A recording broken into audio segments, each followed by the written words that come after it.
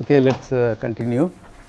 So, before the break I told you that in magnetoresistive sensor, anisotropic magnetoresistive sensor, let us say this is the sensor, we send current in this direction, then the magnetization is at 45 degree in the absence of any magnetic field. Okay.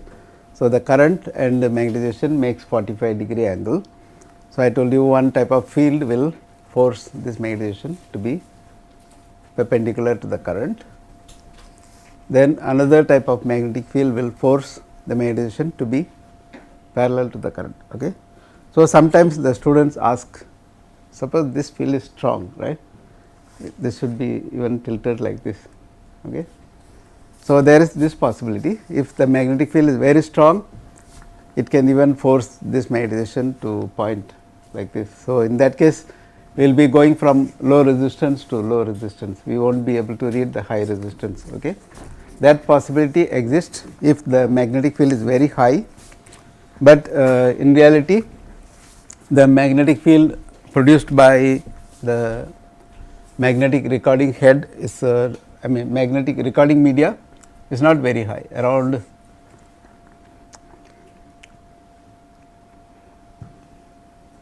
so when you have a disc media, the disc media produces around 200 to 300 oersted kind of magnetic field around. So, this also depends on the height from which you see the magnetic field.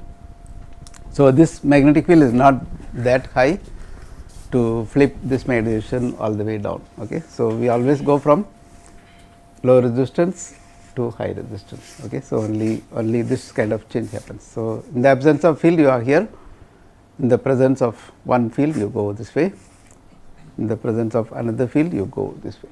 So, we go between current parallel to magnetization, current perpendicular to the magnetization. So, we go from high to low resistance and so on. Okay, so, that is how the anisotropic magnetoresistance work. Now, let us move on to the next topic, which is the giant magnetoresistive head. Okay. So, we can call it, this is the magnetoresistive head version 2.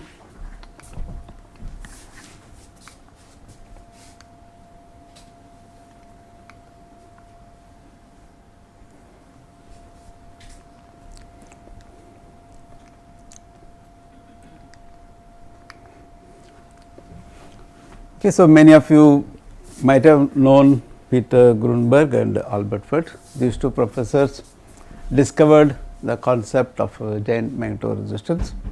So, they discovered almost at the same time in late 1980s, and this concept was eventually commercialized in late 1990s, and because of the impact of the giant magnetoresistance in revolutionizing the way we read information. So, I told you, right, YouTube, Facebook, the movies like Avatar, all those will not be possible if we did not have GMR sensors, for example. Okay. So, because of the technological impact of their discovery, they also got Nobel Prize in 2007. Okay. So, the discovery of the GMR happened just at the time when the hard disk industry moved to the AMR sensors. Okay. So, hard disk industry was working on AMR sensors before this was discovered. Then somewhere in 1990s, hard disk industry applied this one. So, this is introduced, hard disk industry introduced this AMR sensors around the same time this discovery becomes, this discovery was observed. Okay. Then hard disk industry started looking at this particular concept and they started working on, then finally around, this happened in 1989, then around 2000 GMR was commercialized.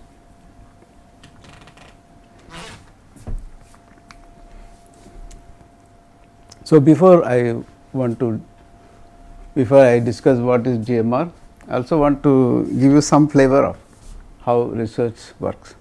Quite often you will notice that two scientists come up with same idea at same time. Okay. So, this is very common in science, because like we have conferences, right. So, in conferences there will be some presentation.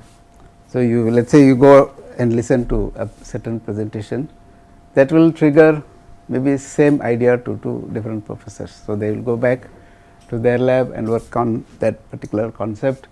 Then finally, they also publish the same thing at around same time. Okay. So, this happens quite often in research, and in this particular case in 1980s, this multilayer was a very hot topic. So, a few years ago people were doing graphenes, then even few decades ago like we had nanotechnology and things like that, right. So, in magnetism in the 1980s, multilayers was a hot topic. So, instead of growing one continuous film, people started growing multilayers of cobalt and platinum. So, I introduced this a few days ago when we discussed about interface anisotropy. I told you that we can grow cobalt, platinum, cobalt, platinum like this as a set of multilayers, which gives rise to perpendicular magnetic anisotropy. So, this was a very hot topic, because at that time there was also a concept called magneto-optic recording. Okay, so, people were looking for new materials for magneto-optic recording, and these materials were found to be very useful. Okay, so, when you have this topic, right, so people will obviously look at many different materials. So, instead of cobalt you may have something else, platinum you may have something else. So, one such material was iron and chromium, which both groups, the group of Professor Albert Fert and the group of Professor Peter Grunberg, they were working on this iron chromium iron multilayers at the same time, and they came up with this almost similar observation at same time. Okay. So, now I will show you the discovery of both teams. So, here we are looking at the results from the group of Professor Albert Fert from France. Okay, so, in this case they grow a set of multilayers. So, iron, chromium, iron, like they stack n number of times. Okay. So, that n is 30 here, 30 layers of iron and chromium, 35 in this graph, 60 in this graph. Okay, the thickness of iron is the same, 3 nanometer in all samples.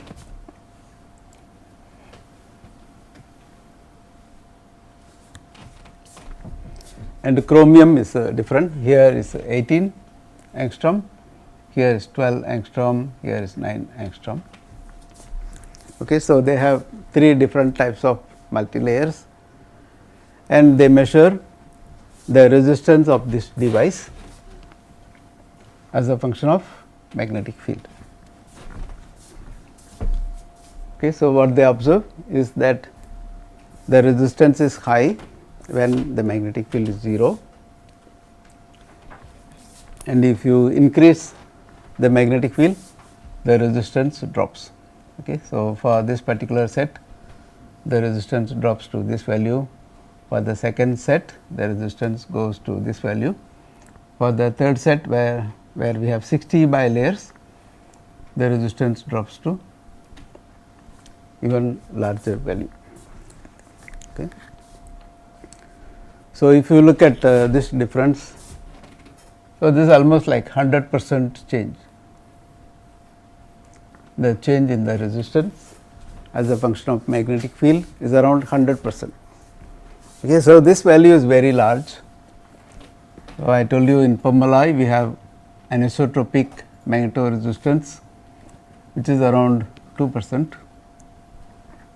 So, compared to that 2%, this 100% is like very huge. Okay.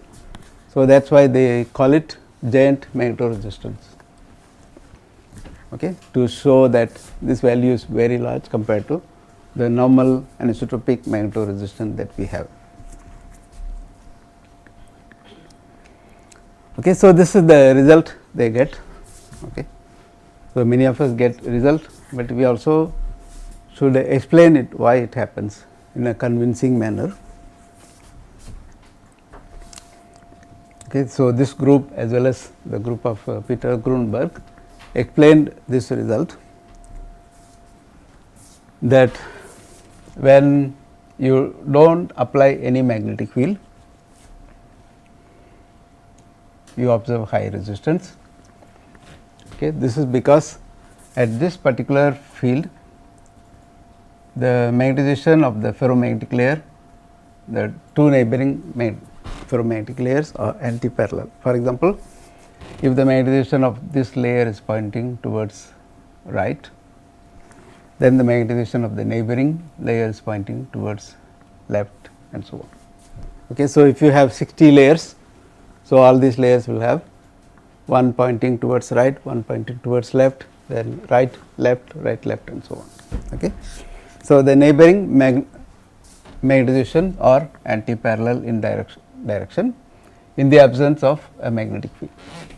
Okay. So, this is the situation when the magnetic field is 0. Okay, now let us say you apply a magnetic field along this direction. What will happen?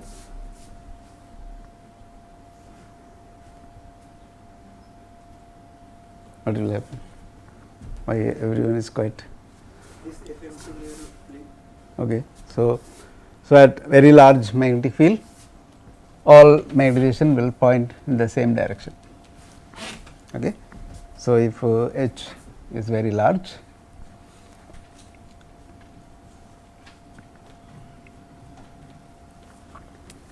if the applied field is very large, it will force all the magnetization to be along this direction, and that is what causes this low resistance. Okay. So, they pointed out that when you have magnetization of the neighboring layers are parallel to each other, you have low resistance. When the magnetization of the neighboring layers are anti-parallel to each other, you have high resistance. Okay. So, this is the result from the group of Albert Fert.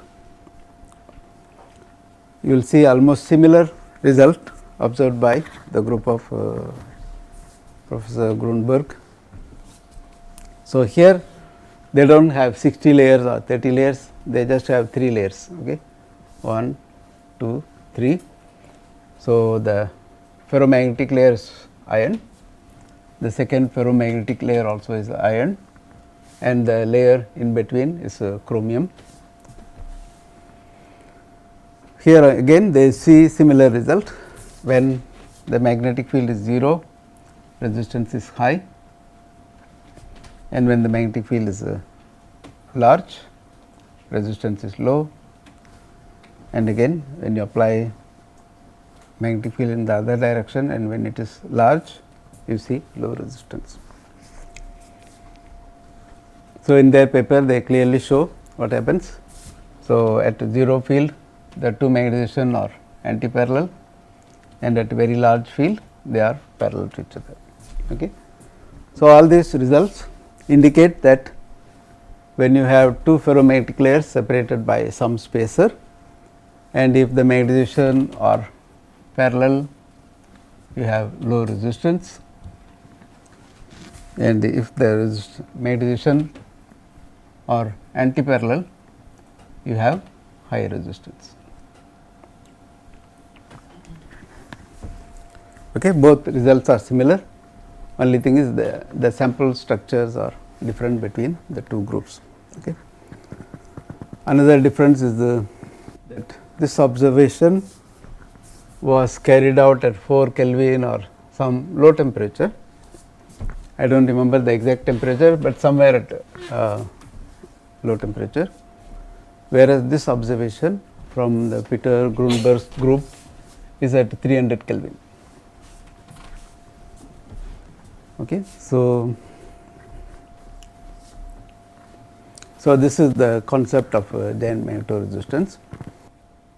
We will go into the detail of this theory, but basically they explain that when you send electrons through a structure like this.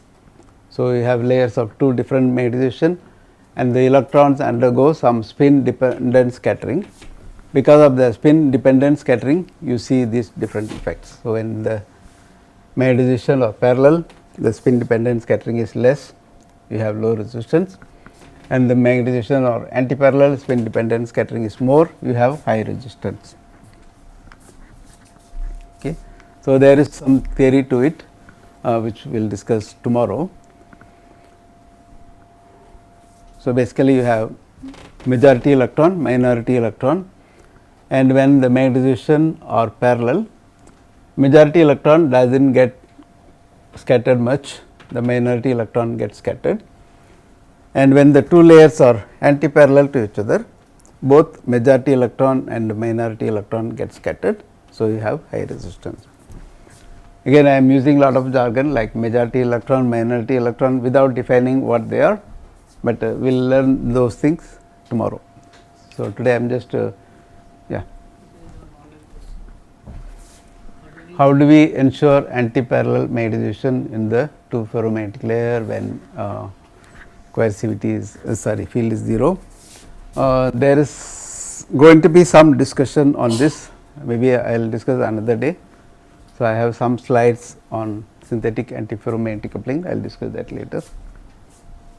So, time being you assume, you take it for granted that if you have two ferromagnetic layers and if you have a suitable spacer layer, some suitable material at suitable thickness, you can form the antiparallel magnetization. Okay. So, later I will explain this in detail. So, time being you take it for granted that we can achieve this at 0 field. Yes. Sir, is there any like if you apply the magnetic field, there can be any increase in the resistance, like it is decreasing with the application of the field. Is there any case here like can we increase the resistance? Increase in the resistance.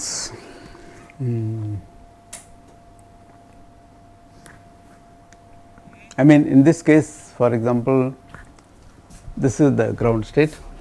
In the absence of field, you have this is the ground state. So, this is going to be the highest resistance state, and if you apply field, you are going to make them parallel. So, you will have lowest resistance state. Increase I have not come across. Yeah.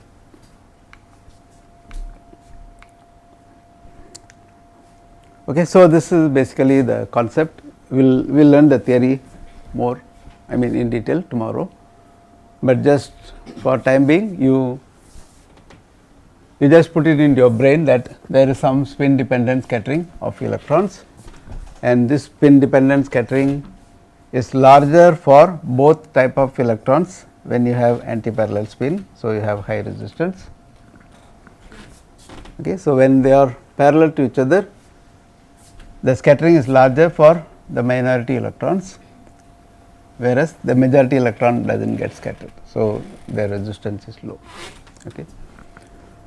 So, to understand the GMR based sensor, you just need to know that if the two magnetization are parallel, resistance is low, and if the two magnetization are anti-parallel, resistance is high.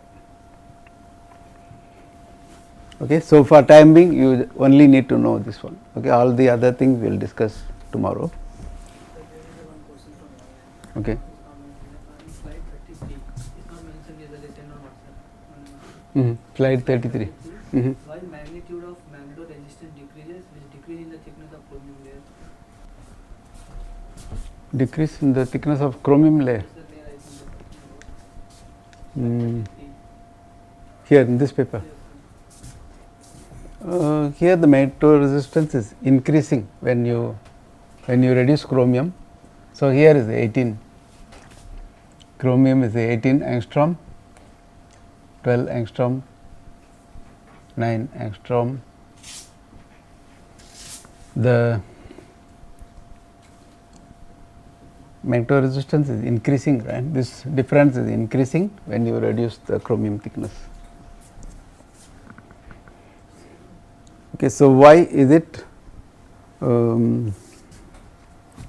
That again brings us to the concept called synthetic antiferromagnetism, which I will discuss another day. Okay. So, when we discuss this, we will understand that.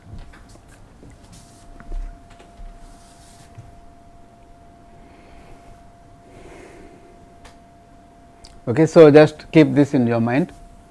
So, parallel resistance, the two layers have parallel magnetization, then resistance is low.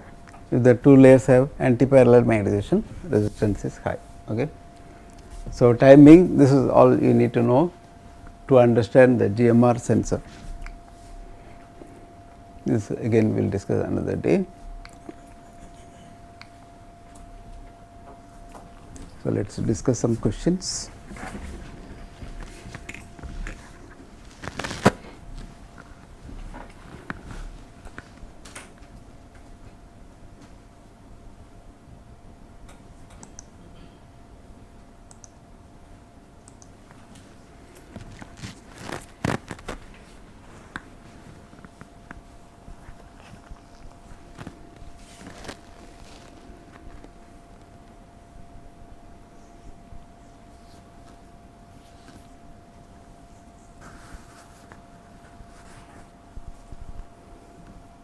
Sir, in bulk materials also we can achieve this giant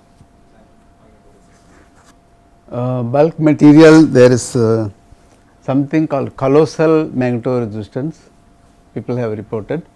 In some oxide they have observed colossal magnetoresistance, but that is not very useful. For giant magnetoresistance you need the concept I described. So, you need two layers with anti-parallel magnetization.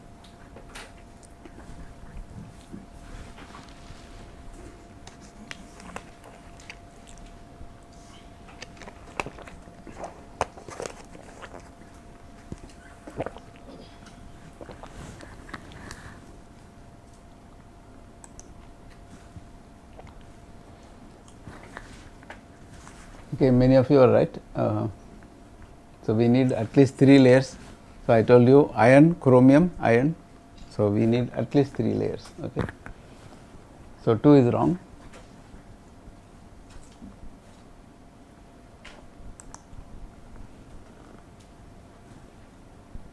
Okay, next question.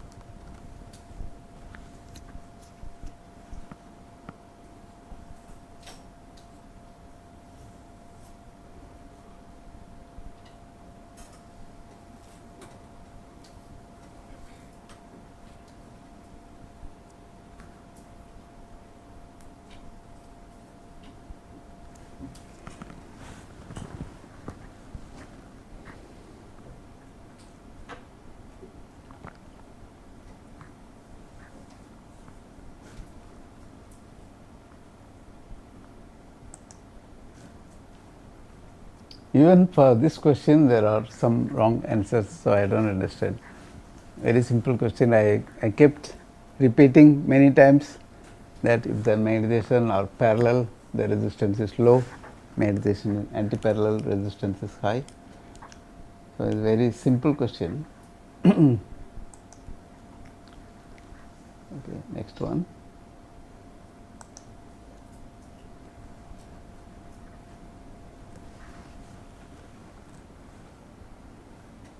Okay, so this is very similar to the question I asked before. So, there is no magnetic field. So, in the absence of magnetic field, how will the two magnetization be? Which angle they will make?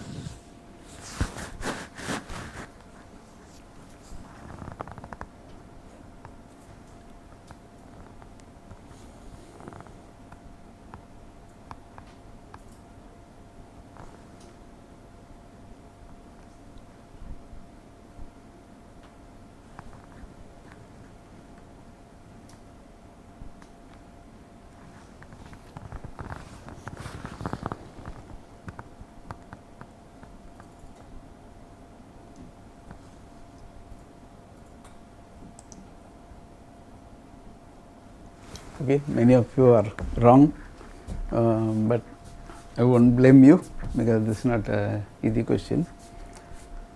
Okay, when we learnt about AMR, right?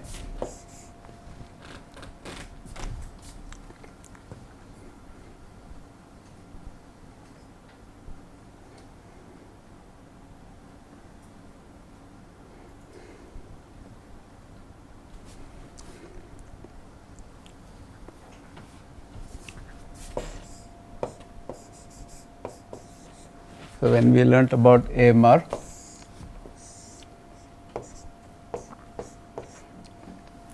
let us say current parallel to magnetization, current perpendicular to the magnetization. So, this gives rise to low resistance if current is parallel to magnetization, we have high resistance. So, when there is no field, we chose this, okay, we chose the magnetization to be in this position. So, the magnetic field was making them perpendicular or parallel. So, it was swinging around this angle, right. So, this was the mean position. When there is no magnetic field, magnetization was at this angle. So, one type of magnetic field will make it here, or another type of magnetic field will make it here. So, we will swing between high and low resistance. Okay. Now, in this case, when the two layers are parallel, we have low resistance. When the two layers are anti-parallel, we have high resistance. So, what will be the mean position? Yeah, they have to be perpendicular. Okay. So, when there is no magnetic field, these two layers will have perpendicular magnetization. So, one type of magnetic field, let us say this field is along this direction, that will force this magnetization to be parallel. Okay. And if there is magnetic field pointing down, that magnetic field will make it anti-parallel. Okay. So, in the absence of any magnetic field, the default is perpendicular.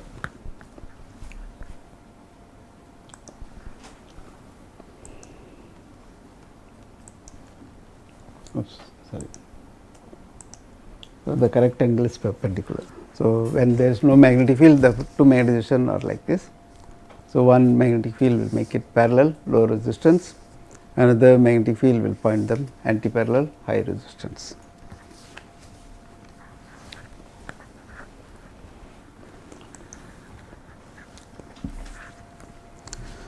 Okay, scientists often discover something, but it is always the engineers and the technologists in companies.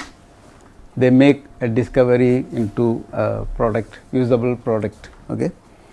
So, in this case, the GMR observation itself had a lot of problems, but there are few people. This particular technology actually came from IBM mainly. So, these are some people who are behind the successful adoption of GMR concept. Okay.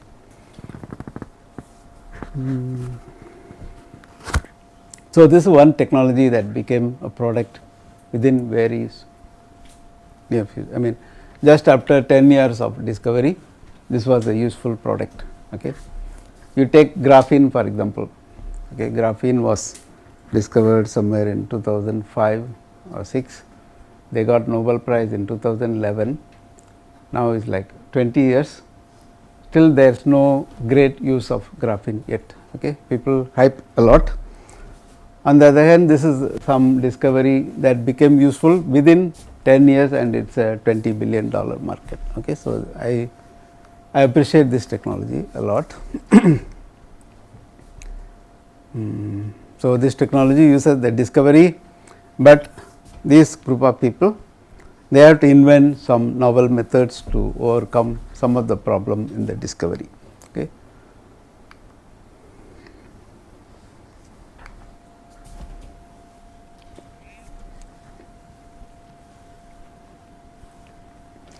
So, what are the problems in the discovery? First of all, I told you that the work from the group of Albert Fert happened at 4.2 Kelvin. Okay. So, we are not operating hard disk at 4.2 Kelvin, we are operating hard disk at room temperature or at around 80 degrees Celsius. Okay. And so this is one problem. This observation was at low temperature, and if you look at the result that I showed you before, the change between the high resistance and the low resistance, this happened at around 2 Tesla. Okay. 2 Tesla, you need a very huge electromagnet to produce 2 Tesla. Only then you can observe this high GMR. Okay. Whereas I told you that in hard disk we are receiving magnetic field of the order of 200 worsted or 300 worsted. So, this field is too large. Okay. So, for about 200 worsted you may see a very small change somewhere here, okay, which is not very useful. Then if you look at the other group's data, Peter Grunberg's data, it is at room temperature, that is good. It is also at low field, very good, but the GMR was not very high, okay, it is low.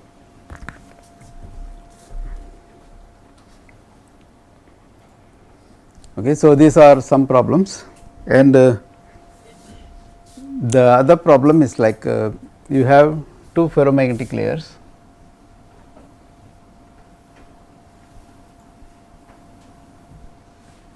At remnants they are like this. Let us say you apply some magnetic field like this. So, do you know which magnetization will flip in one direction or the other? Yeah. So, in this case this layer will flip, but let us say you have 60 layers of them.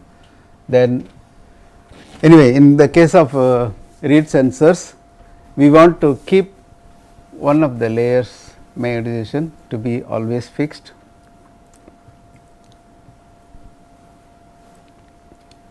and we want the other layer to change with the applied field. Okay. So, your magnetic field comes from the recording media, and that field is supposed to only change the magnetization direction of this layer. Okay. It is not supposed to change the magnetization direction of this layer.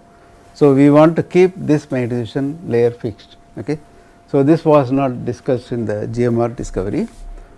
So, the three people that I showed you before, so they came up with a solution to keep this magnetization fixed always. Okay.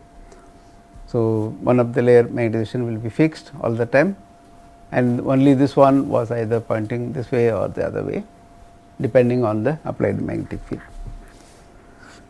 Okay. So, how to fix the magnetization of one of the layers. So, in the early days people came up with the concept called pseudo spin valve.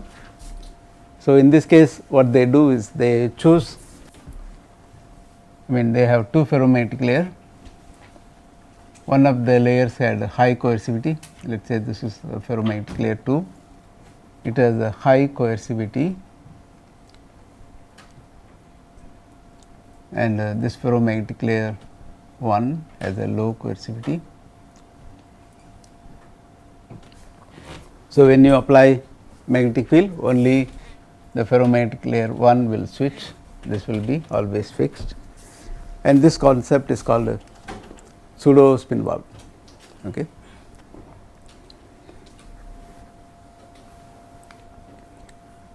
Then the three people that I showed you earlier, they came up with a concept called spin valve, which uses some of the things that we discussed earlier. So, we discussed about interface anisotropy earlier.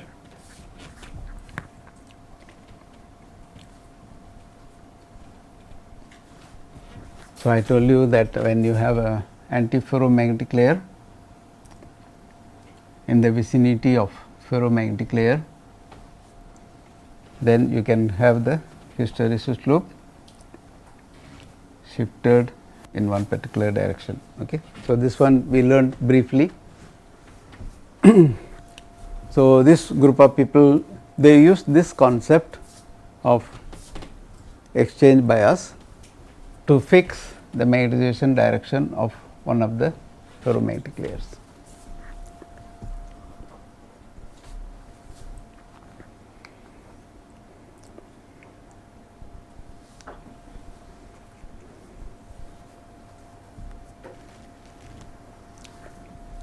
Okay, let us say now we have one ferromagnetic layer, then let us say chromium here,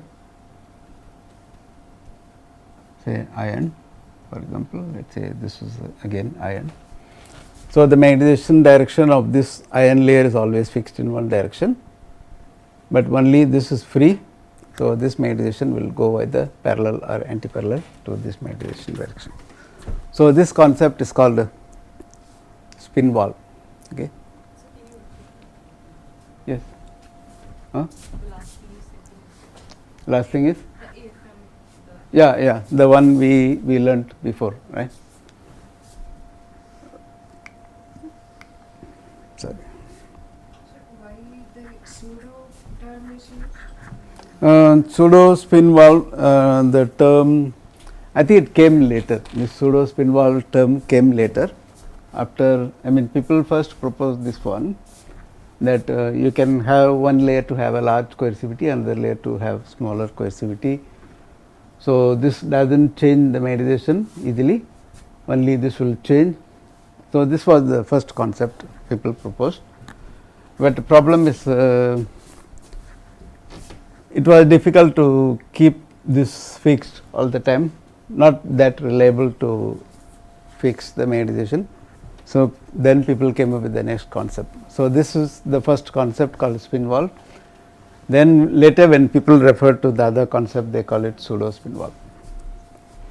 So, when people proposed this, the earlier concept, they did not have a name. Okay.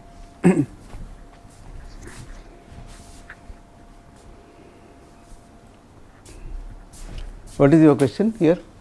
I did not get what were you trying to Okay. So, this uses the concept that we learnt before.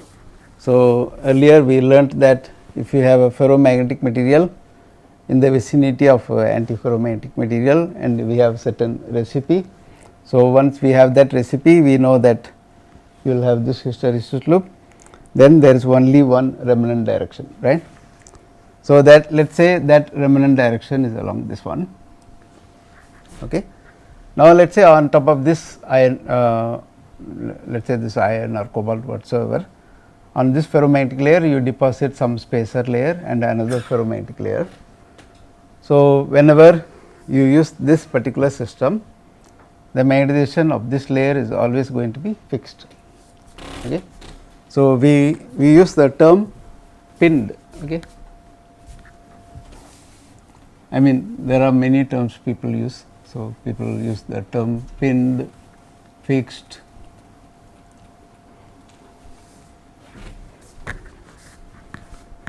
Okay, so it will look something like this. So, let us look at this picture. So, you have antiferromagnetic layer, you have a ferromagnetic layer on top, and this magnetization is always pinned to one particular direction because of the exchange bias thing that we learned before. And we have the spacer layer.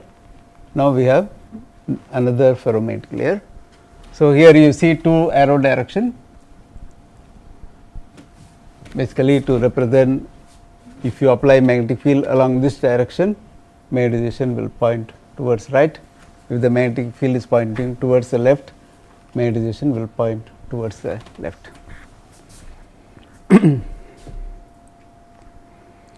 Okay, so this is the spin wall GMR.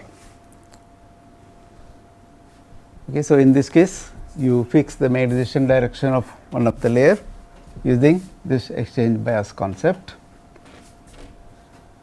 and you have a spacer, and we call this layer as free layer. So what is the need of that first two layers? Pardon?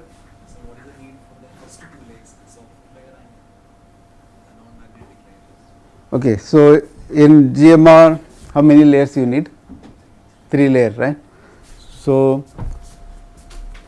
1, 2, 3. These 3 layers are the GMR layer. Okay.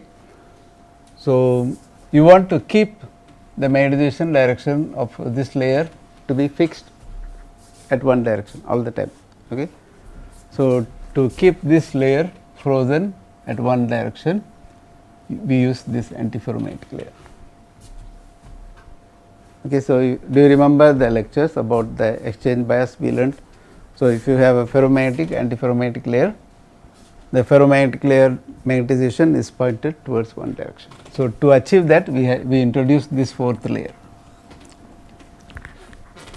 So these are the 3 minimum layers that we discussed earlier, but to freeze this magnetization in one particular direction, we bring the 4th layer.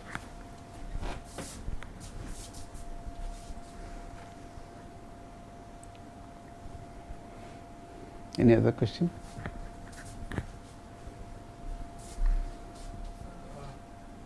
In the absence of field, there will be one remnant state on the bottom 2 layers. But In the absence of field, there will be one remnant state. mm-hmm. In the presence of field, then that changes. Okay.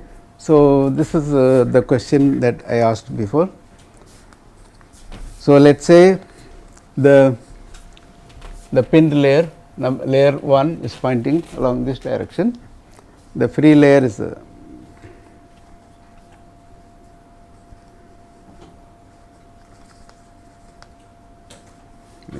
let me do this way.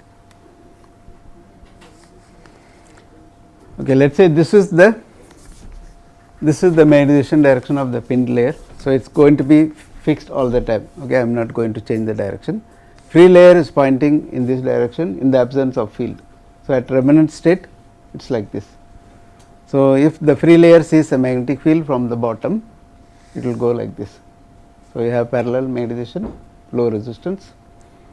When there is no field, again this layer will come back here.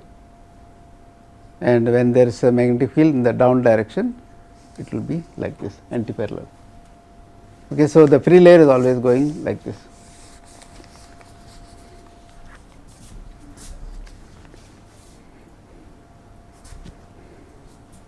Any other question?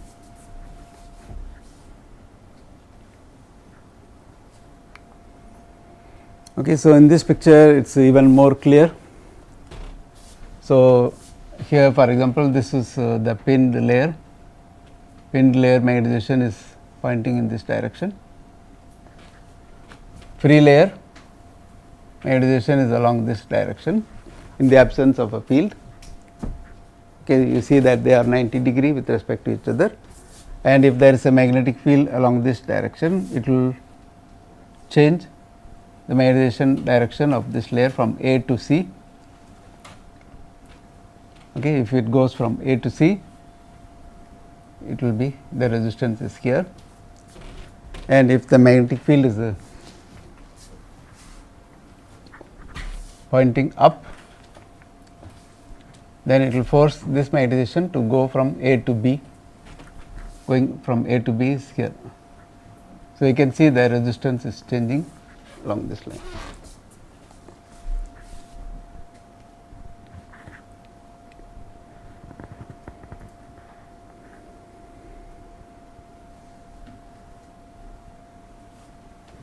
So this field that I showed you,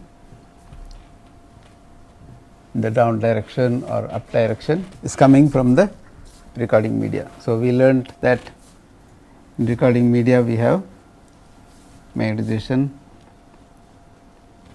like this. So let's say this produces up field, this will produce down field.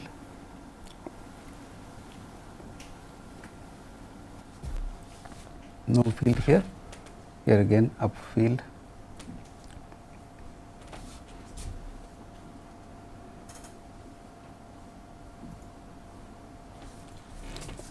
Okay, so depending on how you have oriented your magnets, you will have either up field or down field. So, that is what I mean by this up or down field. So, this field from the recording media will force this magnetization to be going parallel, anti-parallel or parallel.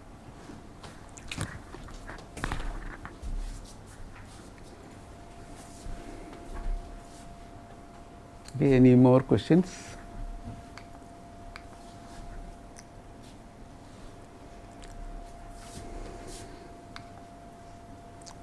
Okay, so yesterday when we discussed the exchange bias, I told you that there is some recipe, okay, but I did not reveal the recipe yet. So, today I will discuss the recipe.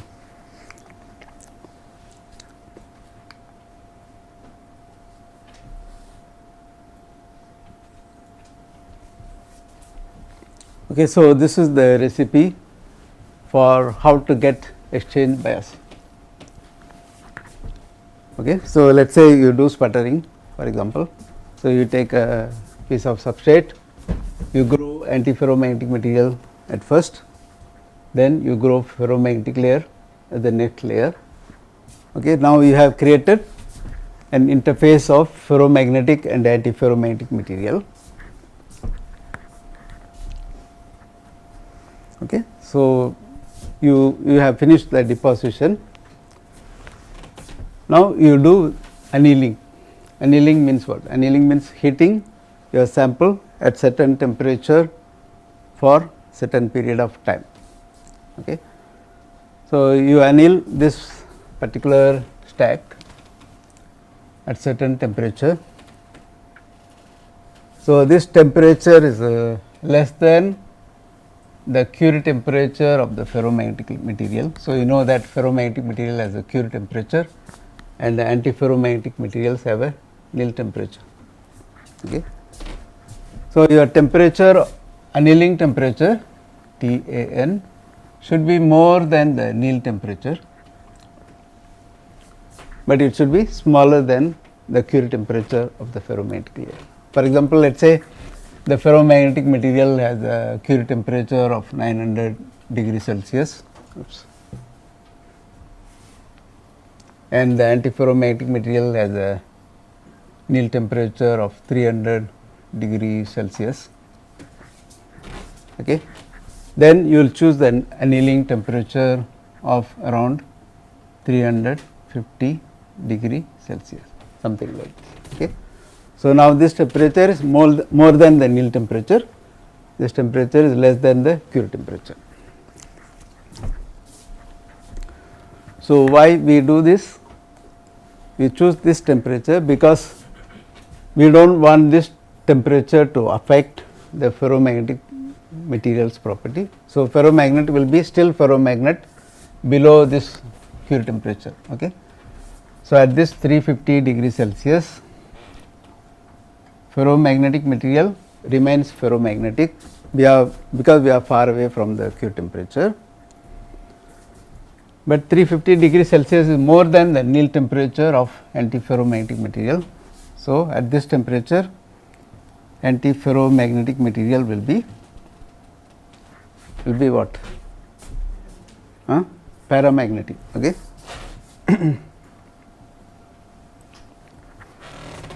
So, above the nil temperature antiferromagnetic material will be paramagnetic.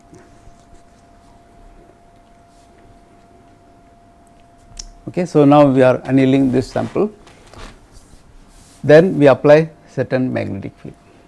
Okay. Let us say we apply magnetic field along this direction. Okay, your ferromagnetic moments will point along your applied field direction.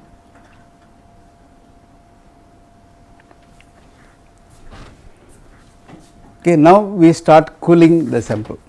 Okay, we bring let us say we cool down to room temperature, we switch off the heating. Okay. So, the sample is slowly coming back. So, the sample goes from 350 degree Celsius to 25 degree Celsius. Let us say when you cool, the sample goes to around 300 degrees Celsius. what will happen? The antiferromagnetic material which was in the paramagnetic state. So, when we are annealing, the magnetic moments of the antiferromagnetic atoms are fluctuating, but once you cool down to temperature below 300 degrees Celsius, the antiferromagnetic order will kick in. Okay. So, when that order kicks in, the spins of the antiferromagnetic material which are near this ferromagnetic layer will align parallelly. Okay. So, if these spins are like this, the neighboring spins will be like this and so on. Okay. So, after you cool down to room temperature and finally, you will get this.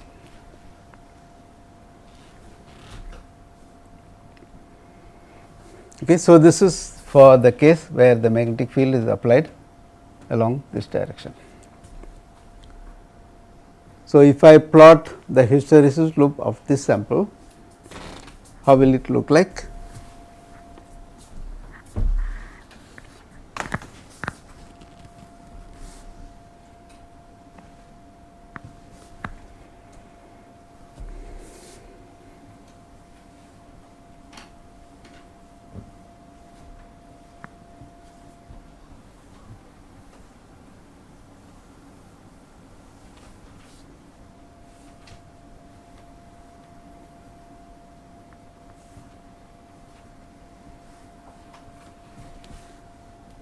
Let us say magnetic field in this direction represent this quadrant, magnetic field pointing left is in this quadrant. So, I have two graphs A and B. So, which graph matches this?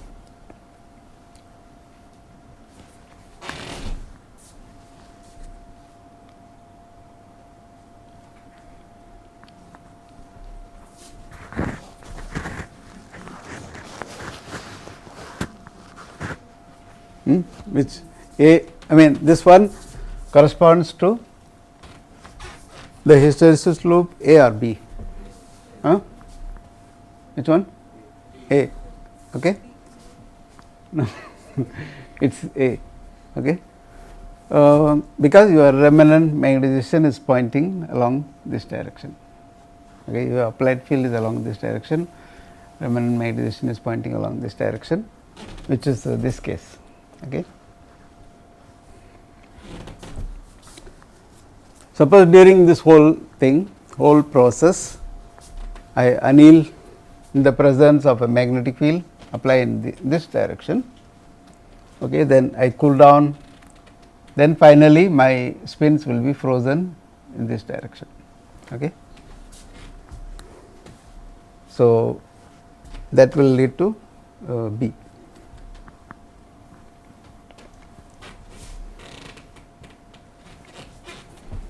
Okay, so, the hysteresis loop for B will be like this.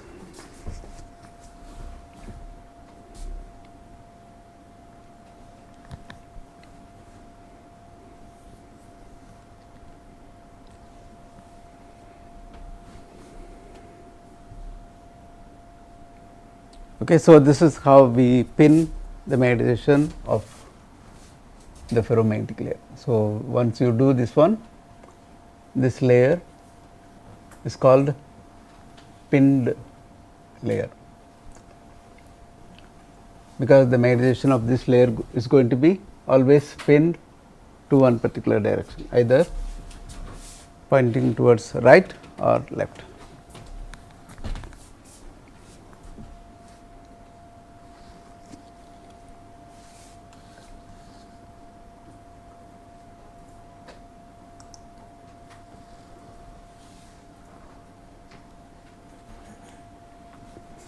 Okay, so there, That shape would be like that only. the shape will be like this. I mean, Kind of, or some kind of a double shifted hysteresis loop kind of shape. the hysteresis loop will be more or less like this. Yes.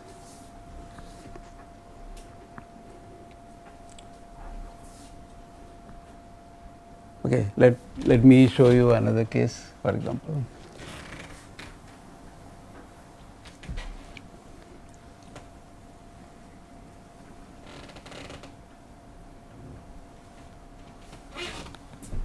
Is there exchange bias here? Yes. Okay. So, here also we have exchange bias. The center of this is shifted by certain distance, but here we do not have the unidirectional anisotropy. Okay. So, here only one direction, the remanence is only one direction, here the remanence is only one direction, but here we still have two direction. The problem here is that the exchange bias field is smaller than the coercivity of the sample. Okay. So, in this case, for example, your coercivity is only this much and the exchange bias is large. The exchange bias is so big, coercivity is small. So, you will see a clear shift. Here again coercivity is only this small and exchange bias is large. So, you will see a clear shift. In this case coercivity is large, okay. Coercivity is large, your exchange bias is small. Okay. When the exchange bias is smaller than coercivity, you will have this shift, but you will not have the unidirectional anisotropy. But generally we say exchange bias is unidirectional. Only in this case we will say it is unidirectional. So, when exchange bias is more than coercivity, only then we have the unidirectional anisotropy.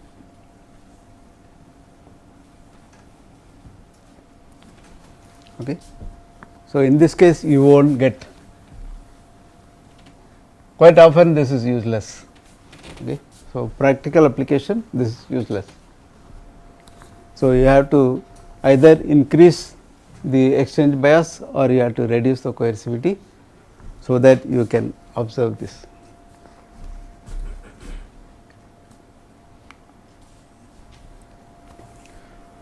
Okay. So, you can choose the various type of antiferromagnetic materials like iridium manganese, iron manganese, nickel manganese.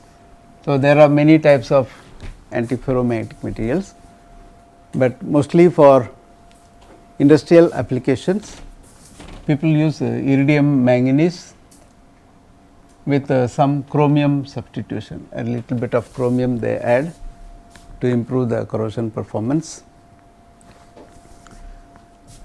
because some materials have very large anneal temperature. So, if you want to anneal, you need to anneal at very high temperature. So, they are useless, and they look at various parameters, and this material also is good for corrosion.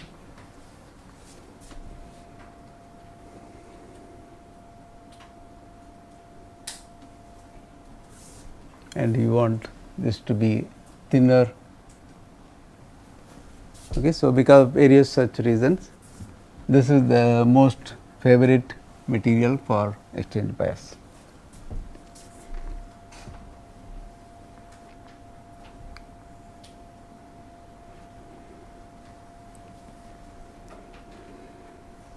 Okay. When you fabricate a GMR head, you can design a GMR head in two configuration. So, in one case the current will flow parallel to the film direction. For example, you look at this picture, right, the current will flow in this direction. So, this is the film plane. So, current will flow parallel to the film plane, that is called current in plane configuration. So, if you look at this picture, so here for example, we have one ferromagnetic layer, spacer, another ferromagnetic layer, antiferromagnetic layer, and so on. So, you notice that the current is flowing parallel to the layers. Okay. So, it is flowing this way.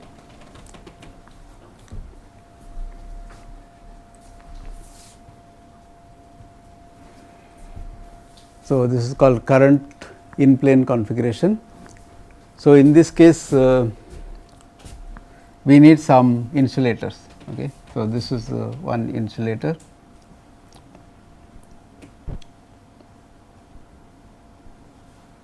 and this is another insulator,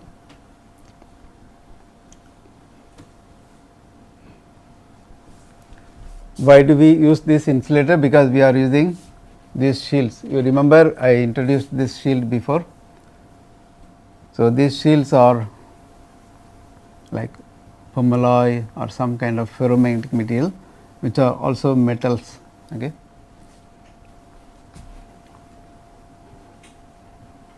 So, these are metallic materials. So, when you send current through the GMR device, if you do not have this insulator, current will also flow through this shield, okay. Then you cannot sense the information. Okay. So, to make sure that the current flows only through the GMR device, not through the shield, people use the insulators.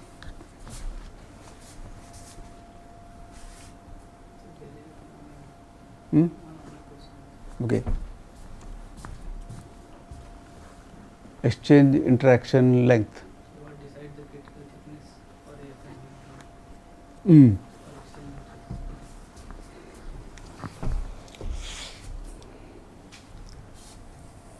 Mm. I am not sure about the exchange interaction length, but if you make the ferromagnetic layer to be thinner than certain thickness, you will not observe the exchange bias. Okay.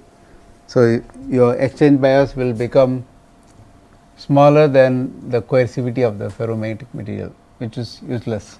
Okay. So, you want to achieve certain exchange bias, which is possible only for certain critical thickness and above. So, if you make the AFM material too thin, you cannot achieve high exchange bias. So, this is a practical reason.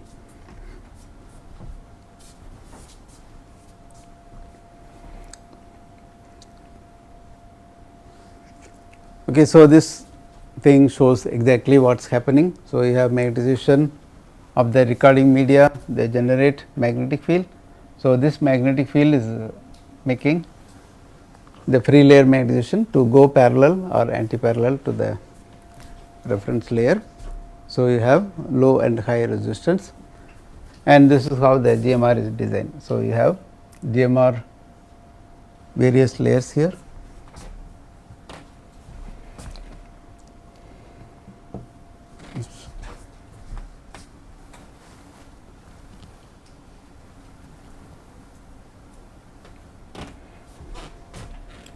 So, the current flows parallel to the layer, and this is called current in plane configuration. So, this configuration was working for a few years, but later people went on to another configuration. So, these were some of the disadvantages. Okay. So, you need an insulator. So, if you have an insulator, you are increasing the shield to shield spacing. So, if you look at this picture, because this insulating layer thickness, the thickness between the distance between the shield to shield is larger. Okay. So, this is one of the main disadvantages of the current in plane device.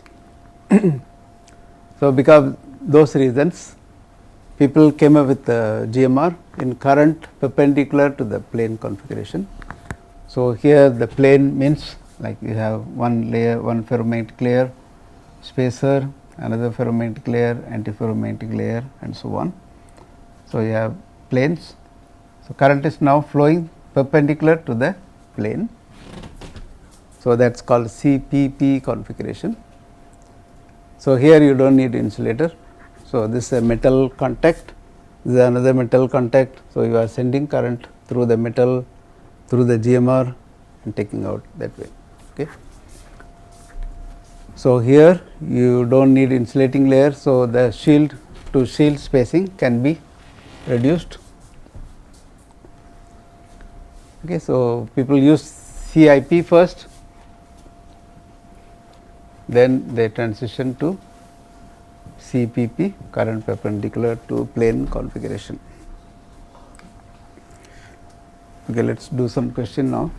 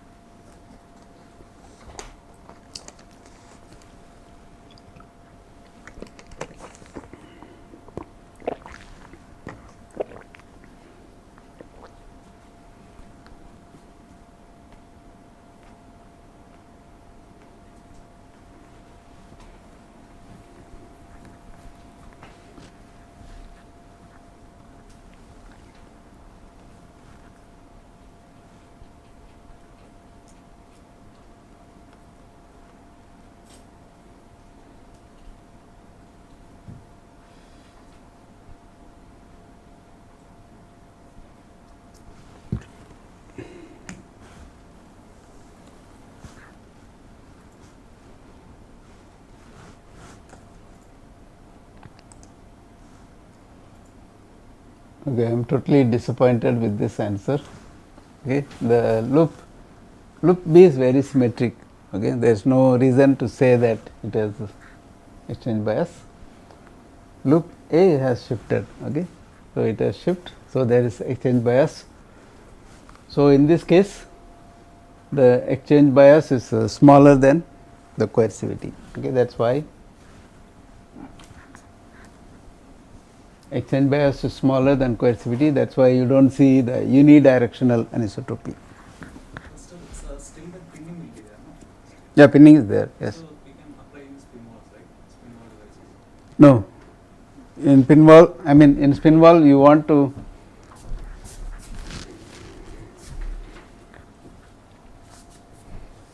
where is the pen? Okay.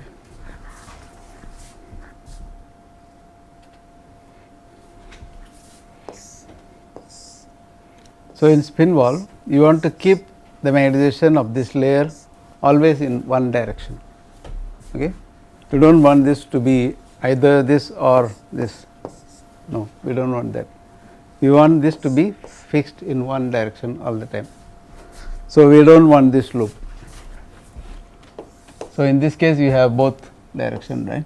So it can be this or this. We don't want that. We want only the case like this. Okay.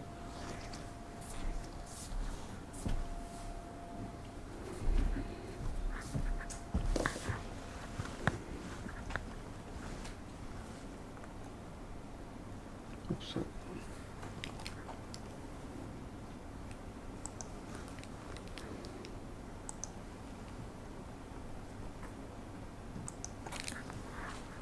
okay, type in your answer.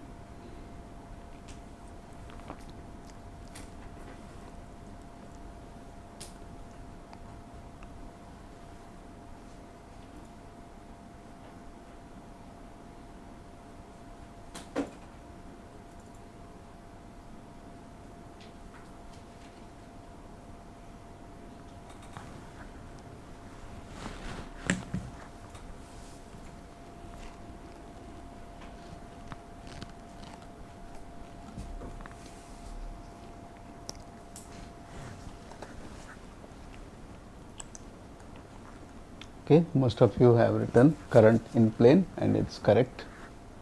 Next one.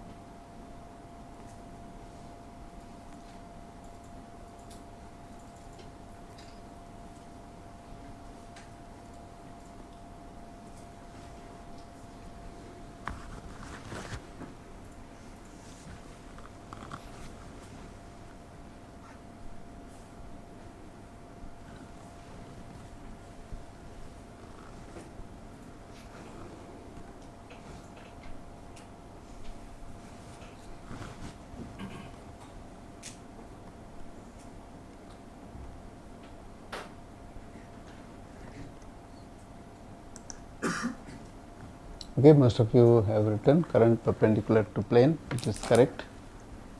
I don't know what is this.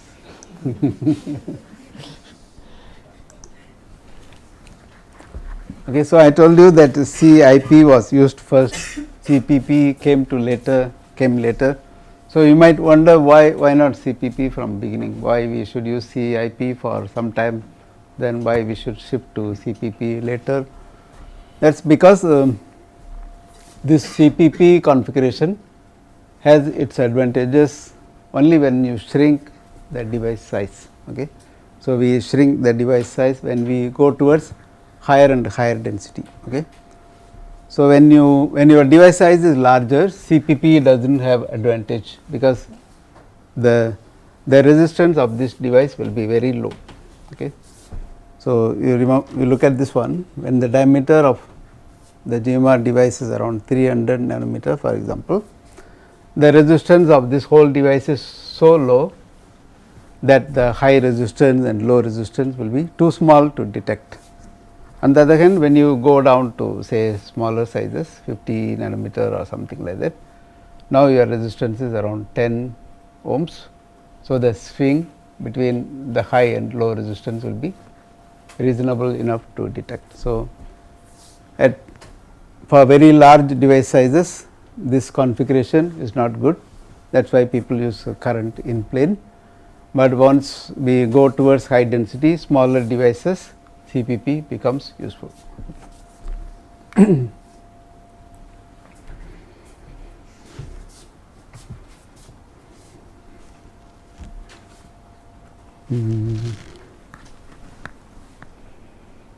Okay, this one I do not want to teach today. So, we have a few minutes, maybe we can ask question. Any question? Is there anything that you did not understand, you want me to explain again? Sir, Yeah. in the current in-plane configuration, Mm-hmm. so if we are not going from the fixed layer to the free, the current is not passing from the fixed layer to the free layer, then how are we Okay. sensing this GMR? Yeah, thank you for asking this question. So, if you remember when I was talking about the first few slides, I told you that the electrons are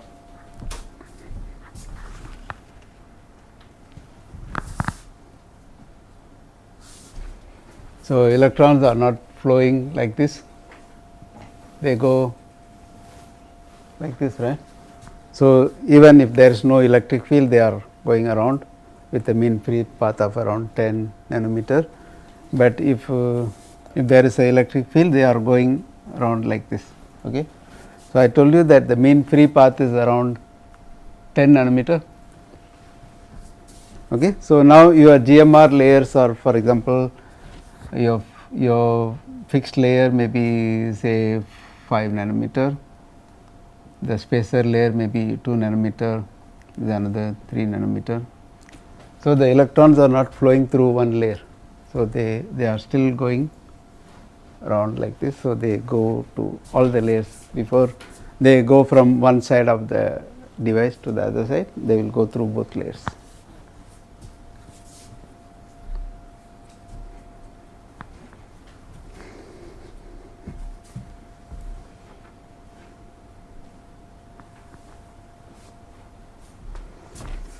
Any other questions? Anything that you did not understand or you want me to repeat, because at that time it was too fast or too difficult? So, with that pseudo spin-on structure where they don't use any thinning layer but two different layers with different coercivity, was that practically used or just experiment? No, it was a proposal. Yeah, yeah. So, let us say 1989, for example, let us say people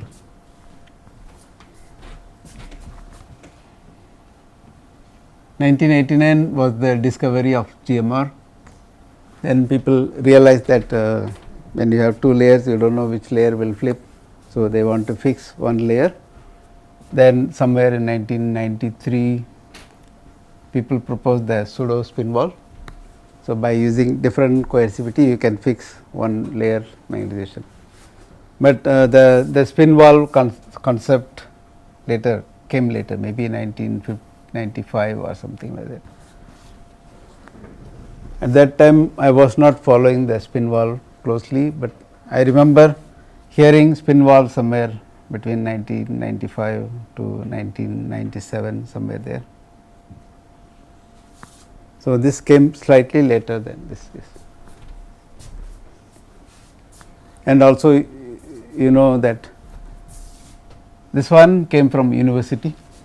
So, university people do not bother, when they have some idea they will immediately publish, whereas this spin valve concept came from IBM. Okay, so, when people are working on some concept in industry and when they find it useful, usually they will file a patent first, and they may not publish in conferences. So, it will be hidden for many years until they decide, okay, we can publish now. Okay. So, we do not know when this was conceptualized in the company, but so I do not know which is first. So, maybe this came first, but people did not know. Yeah. So this spin valve like MR loop would be observed in some magnite also, bulk materials. How can that be there? You mean the exchange bias? Spin valve like MR. Spin valve like MR, what do you mean by spin valve like MR? Some MR will decrease but don't go to its initial position. Can you come and draw? You come. There was one slide where Okay. this pseudo spin valve was.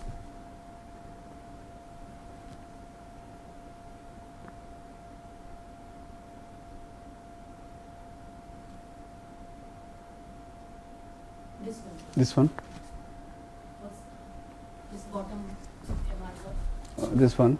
Okay.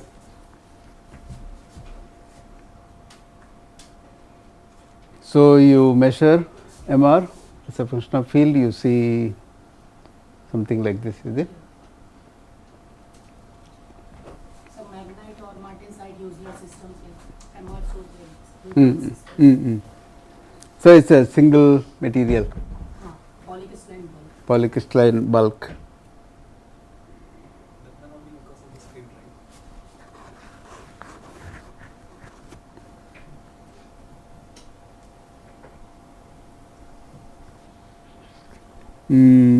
I do not know, maybe. Have you heard about colossal magnetoresistance? Maybe you can read some papers to understand whether this is similar to this. So, colossal magnetoresistance also is observed in bulk material. So, some oxides, they give rise to this CMR. I do not know the working principle. That is related to magnitude of magnetoresistance. I do not know the principle of CMR. I have never studied that.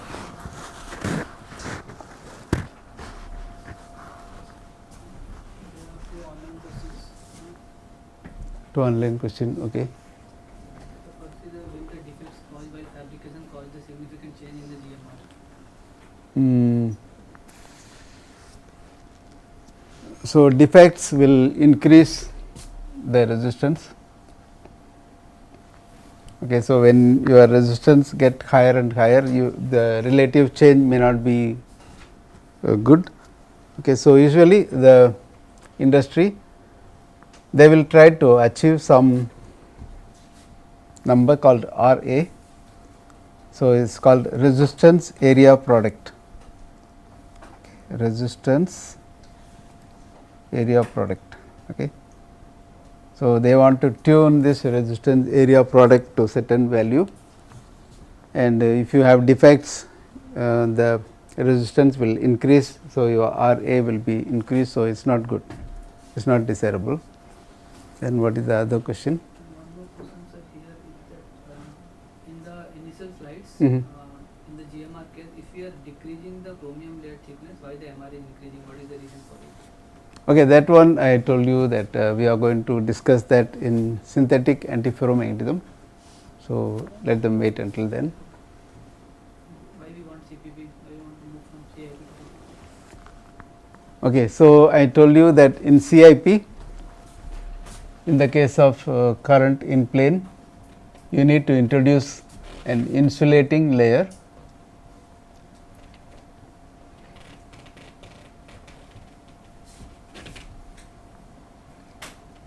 So, this insulating layer comes between two shields. Let us say you have one shield here, another shield here. So, in between these two shields you have the insulating layer, then here is your GMR sensor. Okay.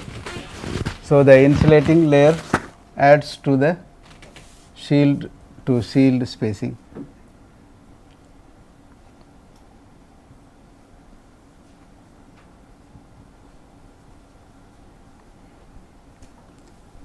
So, a few minutes ago today we learned that this shielding, this shield to shield spacing has to be low. I mean, when we are talking about high density, this spacing has to be low. Okay. So, insulating layer increases the spacing, which is not good. Okay. So, this is the main problem of CIP. So, CIP means we are sending current through the plane, CPP means we are sending current perpendicular to the plane. One more question. Mm-hmm. In thin-film vacuum structures, why CPP magnitude is higher than CIP? Why CPP magnitude is higher than AP?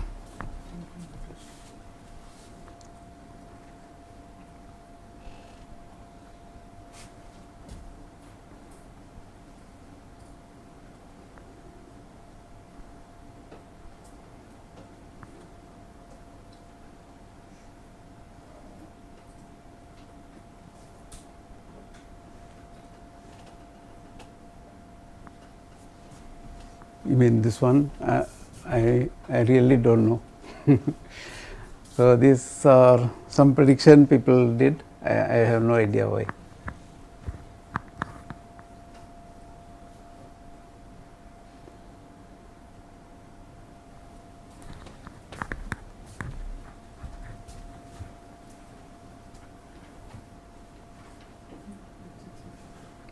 Okay. So, we can stop here then. Thank you. See you tomorrow.